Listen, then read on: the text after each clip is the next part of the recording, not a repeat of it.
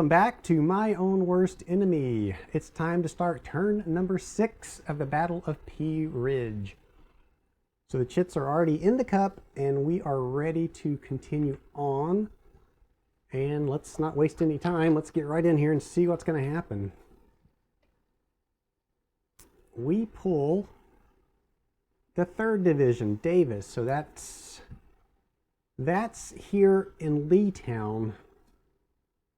And we need to decide on what we're going to do here. And I may just pull these forces forward into these wooded hexes here. Let the Confederates come to the line. I think I'm gonna do that. I'm gonna bring this unit forward to here. Or maybe here. Let's bring him here. Wait a second, I'm moving the wrong unit. I can't move. I can't move that unit. That unit is orange, not green. I wanted to move that unit because he's stronger. Well, you know what? Maybe I won't move that unit. Let's move. Well, let's go ahead and move this guy. We'll move him forward. We will move the artillery forward. And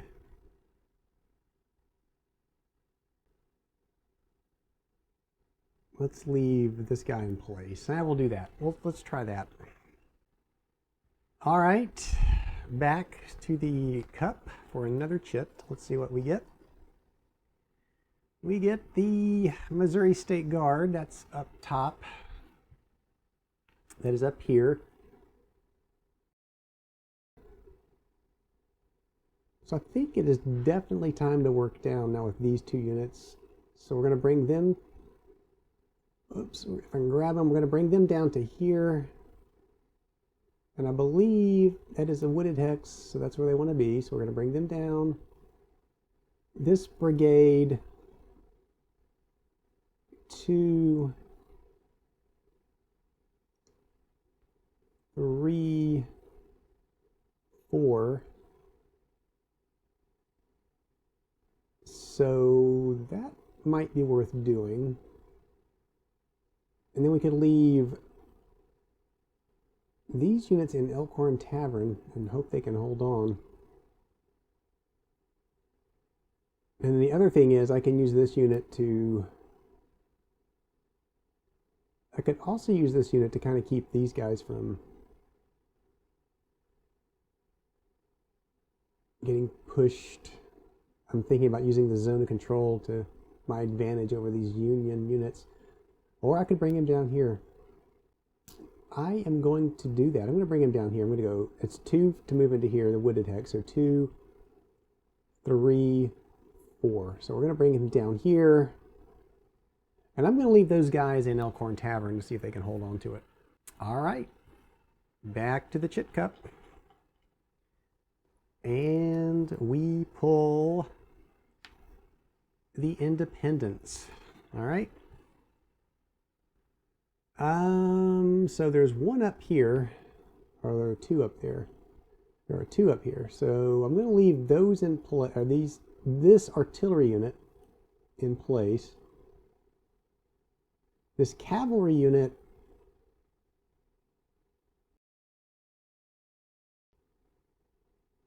and this is where I was thinking one way I might be able to utilize the cavalry unit is if I could get them to come back around from behind these units to trap them into a zone of control issue. So if they do have to pull back or fall back, it would at least cause a step loss potentially.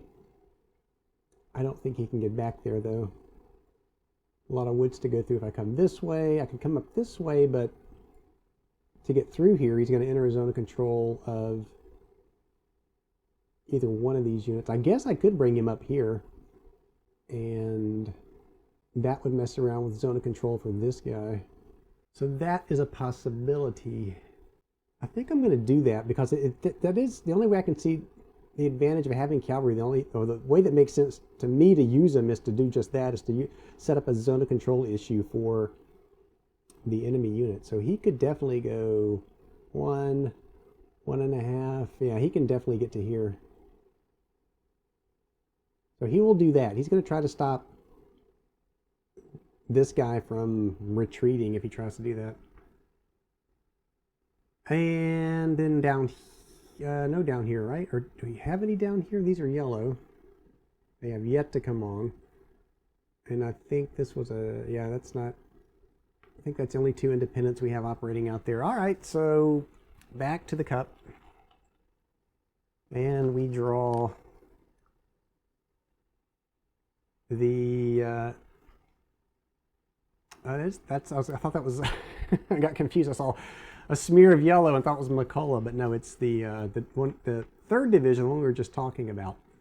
And that's down here. And now I've got a choice to make. Not very strong units though. And the choice is, do I want to send either of these up north? So we got 5 units here. We've got 5 up there. One of those, let's see. One of those is a cavalry unit, which isn't all that great.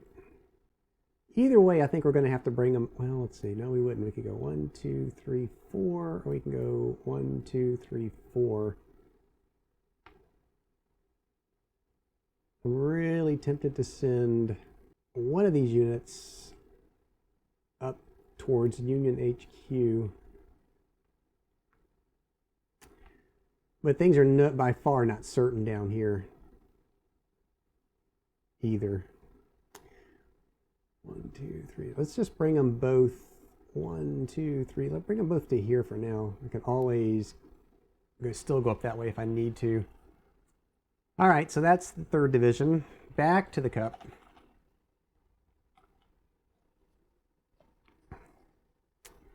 And there's McCullough's division. The one I can't read. So going back over here, we have 2 units that have taken a step loss, so I got to be careful there. They're still pretty strong though.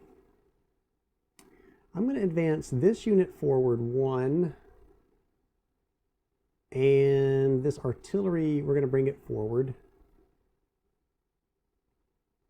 This brigade can still move 4, so 1, 2, 3, 4. 1, 2, 3, 4. I'm going to bring him back up. This guy is kind of, let's see, he's out in the woods here. He can go 1, 2, 3, 4.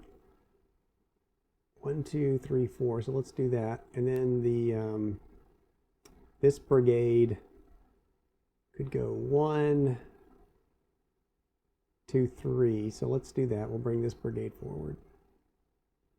All right, moving on towards Leetown. So let's bring out another chit. It is the Confederate combat phase. All right, lots of combat potential. So let's start down here near Leetown. Let's zoom in. All right, so we are looking at now.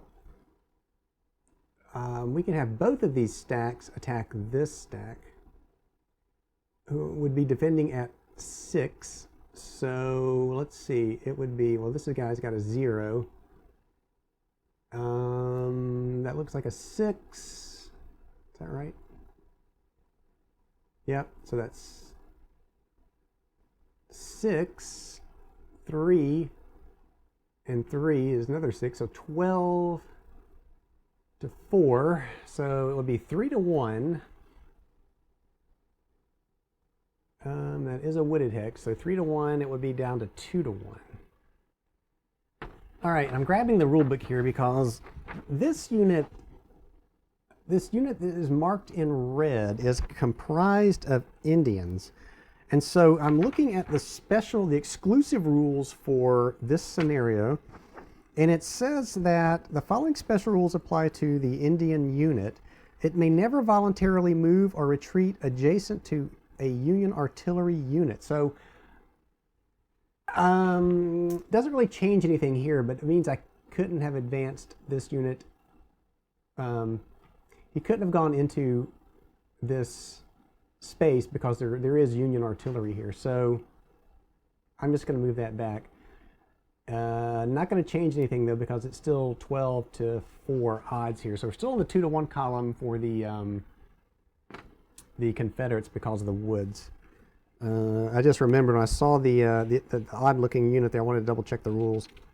And there's some other rules here around that unit that I need to keep in mind, which I will. So let's set that aside for now. And let's go on with combat here. So we will choose morale for the Confederate. We'll choose this 0 because that's the better of the morale numbers. So we're going to use this 0, and then for the Union, we're going to use, well, it's 0 and 0. We'll just use this brigade. All right, let me get the dice tower back in here so we can see the roll. We are on the 2-to-1 plus, well, nothing, plus nothing. It's just what they roll is what they get because the morale's 0 for both. And let's see what we get. The Confederates roll 4, which is a 1R result on the attack, and then the Union rolled a 5, which on the 2-to-1 defenders is a 1R. So it looks like both sides get 1R again. So let's start with the Confederates. So the step loss is going to have to come off of this unit because we chose him as our, I think he's already lost a step too. Yeah, he has. So that actually was not a good choice for morale because we just lost that unit. So let's take that off the board entirely then. That's why you got to pick your morale carefully. I should have picked this guy. It was a -1, but I would have kept that other unit. So that was the step loss, and now mandatory retreats for both of these units. So they're going to pull back like that, and then it's a morale check now because of the step loss. So we'll start with that brigade up top. He's got to roll a 4, 5, or 6. He gets a -1. Well, he has to retreat again because I got to move my dice tower back a little bit. So he failed his morale check. He's going to have to retreat a space. And then this artillery unit has to roll a 4, 5, or 6 to pass. And he rolls a 1, so he's got to retreat again.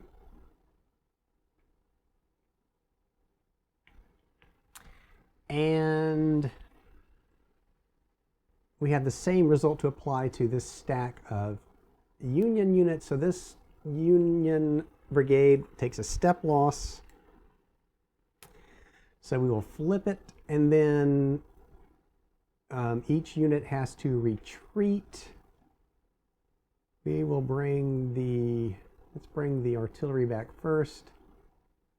It will retreat to here, and then this unit will retreat down to here. They both now must pass a morale check. Let's start with the artillery. It's got to roll a 4, 5, or 6. It's at a plus nothing. Rolls a 2, so it fails its morale check. It's got to pull back again.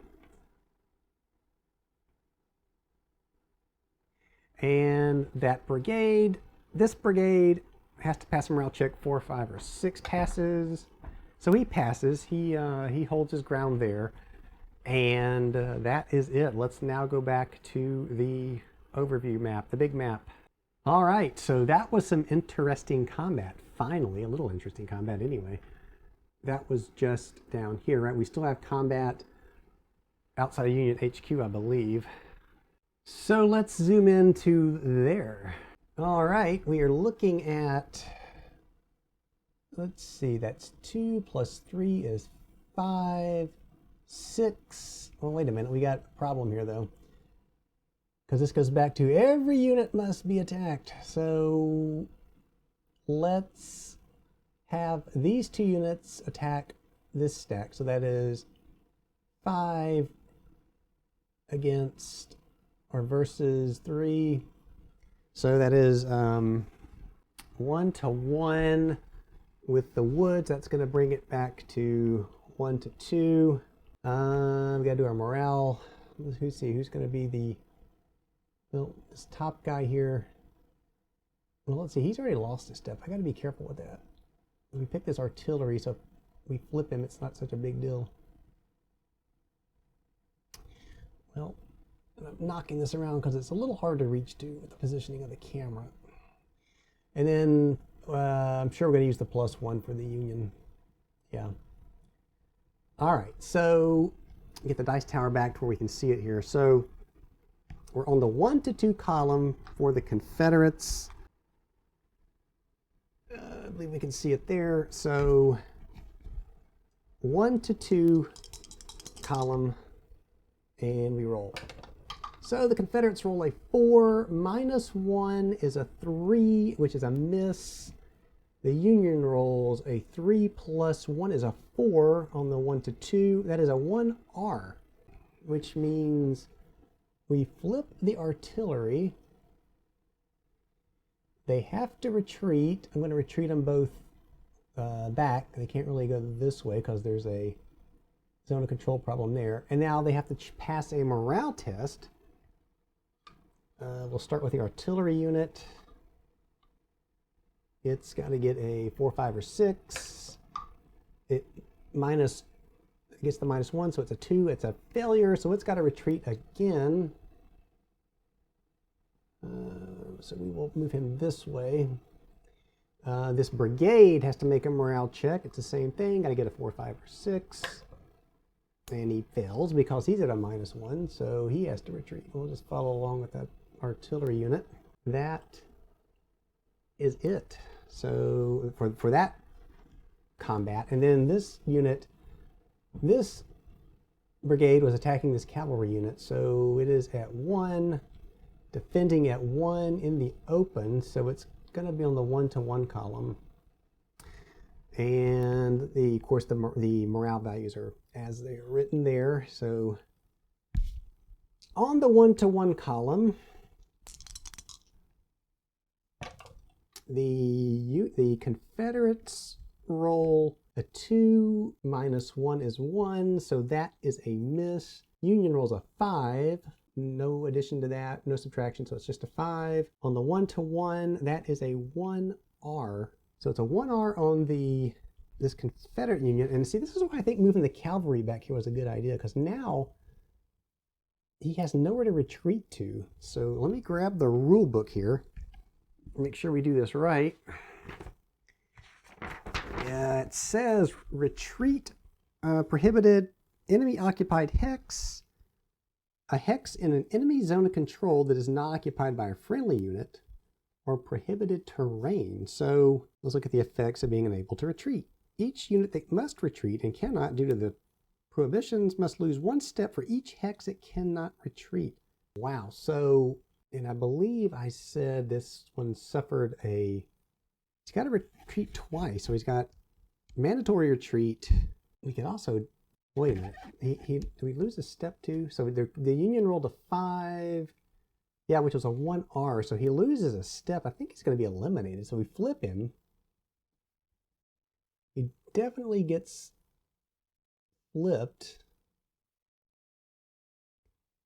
And it's a mandatory retreat. He has nowhere to go. So he's going to be eliminated.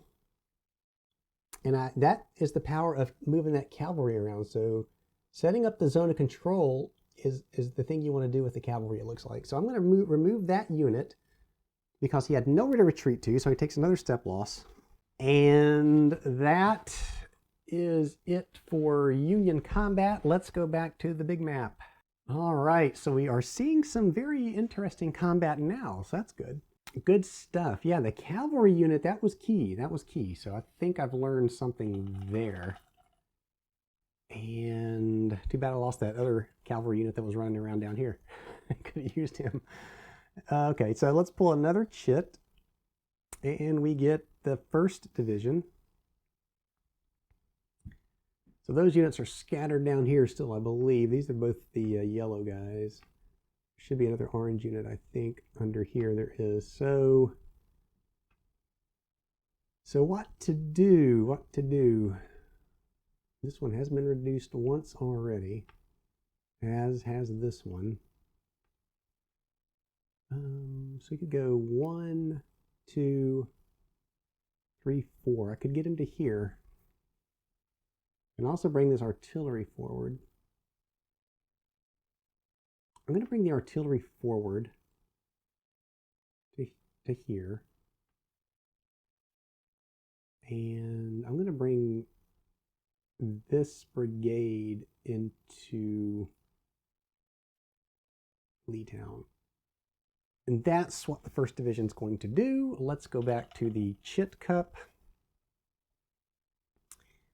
We pull the Union combat phase. Is there anywhere where there is Union combat possible? No, there is not. So we pull another Chit from the cup. And it is the Missouri State Guard again. And let's see, no, there still should be another. There's 2 more in the cup. I feel 2 in the cup. One of those has got to be McCullough's division though, right? 4th Division. That is up here. And these weak units, I don't think I want to chase those Confederates down. And I could move these forward. Their defense numbers are 8 and 4, so that's 12.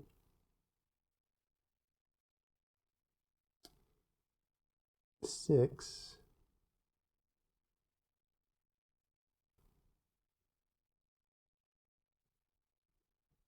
I think I'm going to leave these sit, well, yeah, I think I'm going to leave them sit there because I don't, there's no way I can go back in there and take, I mean, without being extremely lucky with die rolls, because 12, well, that was 12, right?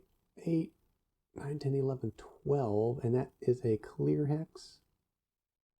Well, it is a clear hex though, so 6 to 12.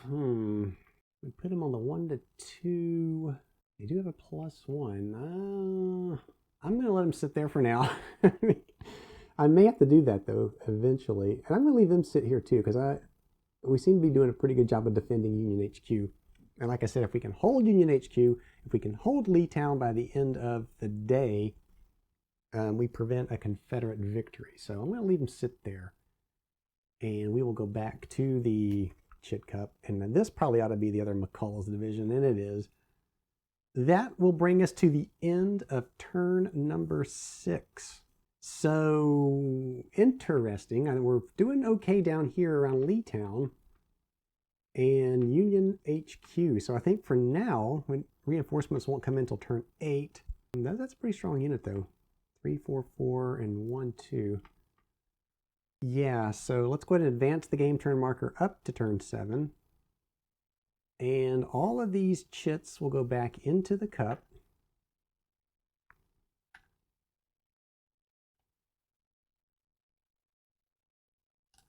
And that will do it. We just finished turn 6. We're going into turn 7. So as always, thank you for watching, and I hope to see you back here for turn 7.